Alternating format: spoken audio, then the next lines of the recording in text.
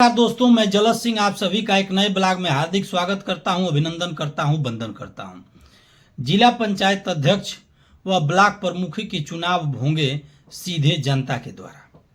मित्रों, यह चर्चा इस समय जोर पकड़ी हुई है और तमाम समाचार पत्रों में, सोशल मीडिया पर यह बात चर्चा में आ चुकी है कि क्या जिला पंचायत अध्यक्ष का चुनाव और जो ब्लॉक प्रमुख या क्षेत्र पंचायत अध्यक्ष हैं, क्या उनका चुनाव डायरेक्ट जनता के द्वारा कराया जाना संभव है।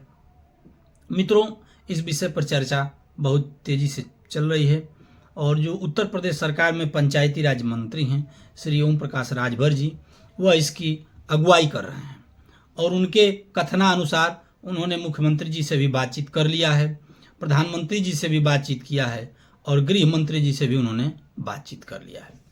यदि ऐसा हो जाता है तो निश्चित तौर पर यह एक सराहनीय कदम होगा, क्योंकि आप सभी जानते हैं कि अभी तक जो जिला पंचायत और क्षेत्र पंचायत का जो चुनाव होता है उसमें जिला पंचायत के जो सदस्य चुन कर जाते हैं 2/3 बहुमत से वो जिला पंचायत का अध्यक्ष बनाते हैं। उसी तरह जो बीडीसी हम लोग बोलते हैं क्षेत्र पंचायत सदस्य, वह चुनकर जो जाते हैं 2/3 जिनकी संख्या होती है वह अपना क्षेत्र पंचायत का सदस्य बनाते हैं। निश्चित तौर पर पिछले चुनाव में आपने देखा होगा अपने मऊ जनपद की ही तमाम क्षेत्र पंचायतों में भारी रुपया पैसे का बोलबाला रहा, कहीं कहीं तो बड़ी रकम लगी और इसी तरह से जिला पंचायत में भी होता है। जो धन बल और बाहुबल से संपन्न लोग हैं, अपराधी किस्म के लोग हैं, उनका इसमें मनोबल बढ़ जाता है, क्योंकि भारी मात्रा में रुपया आम जनता के पास नहीं है, आम नेता के पास नहीं है। इसके कारण ये पहले ही प्रश्न होता है कि आखिर चुनाव कौन लड़ेगा, फलाना लड़ेंगे तो उनके पास पैसा है कि नहीं है, वह चुनाव लड़ पाते हैं, लड़ने में सक्षम है या नहीं है। क्योंकि ऐसा कि जानते हैं कि पिछले पंचायत चुनाव के समय ही उत्तर प्रदेश सरकार ये चाहती थी कि जो जिला पंचायत अध्यक्ष का और क्षेत्र पंचायत अध्यक्ष का चुनाव है वह जनता के द्वारा हो। लेकिन ये कह देना क्या इतना आसान है? क्या इतनी आसानी से जिला पंचायत अध्यक्ष और क्षेत्र पंचायत अध्यक्ष का चुनाव जनता के द्वारा हो जाएगा? निश्चित तौर पर इसमें कुछ तकनीकी पेच हैं जिसको समझना पड़ेगा। मंशा के ऊपर है। सबसे पहले पंचायती राज विभाग द्वारा प्रस्ताव बनाया जाएगा। प्रस्ताव बनाने के बाद कैबिनेट से उसको पास कराना होगा और कैबिनेट से पास कराने के बाद कैबिनेट के द्वारा पास है प्रस्ताव, उसको विधानमंडल के दोनों सदनों में रखना होगा।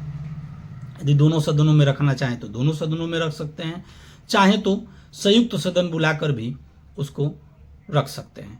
वहाँ से जब विधान परिषद और विधान मंडल से पास होगा तो उसके बाद यह राज्यपाल जी के पास जाएगा।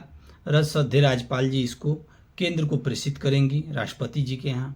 राष्ट्रपति इस पर गृह मंत्रालय से और संबंधित यानी पंचायती राज मंत्रालय से इस पर परामर्श लेंगी कि क्या यह किसी दूसरे राज्य को इफेक्ट तो नहीं करता, किसी को प्रभावित तो नहीं करता, इससे किसी प्रकार का कोई अन्य प्रदेशों में कोई ऐसा बात तो नहीं आएगी। यह सारी प्रक्रिया जब हो जाएगी तो वहाँ से मंजूरी जब मिल जाएगी तब तो उत्तर प्रदेश सरकार इस चुनाव को जनता के द्वारा निर्वाचन आयोग करा सकता है। अब इसमें एक और पेच है कि भाई इसमें खर्चा भी बढ़ेगा। जो जनता के द्वारा जब चुनाव किया जाएगा तो मतपेटी का बढ़ाना पड़ेगा जनता के द्वारा जब चुनाव किया जाएगा। तो निश्चित तौर पर यदि सरकार की मंशा होगी तो यह एक सराहनीय कदम है। इससे जो बाहुबल है उस पर लगाम लगेगी, अपराधी तत्व के लोग कम इसमें शामिल होंगे, राजनीतिक वर्ग के लोगों को इसमें शामिल होने का, चुनाव लड़ने का अवसर उपलब्ध होगा। बहुत सारे जगह उनके लिए मिलेंगी जो नहीं मिल पा रहे हैं। तो ये बहुत अच्छा सराहनीय कदम है। रचनात्मक वीडियो अच्छी लगी हो तो एक प्यारा सा लाइक कर दें, प्यारा सा कमेंट कर दें। यूट्यूब पर हों तो सब्सक्राइब कर दें, फेसबुक पर हों तो फॉलो कर लें और ऐसे ही वीडियो के लिए हमारे चैनल पर बने रहें। तब तक के लिए नमस्कार।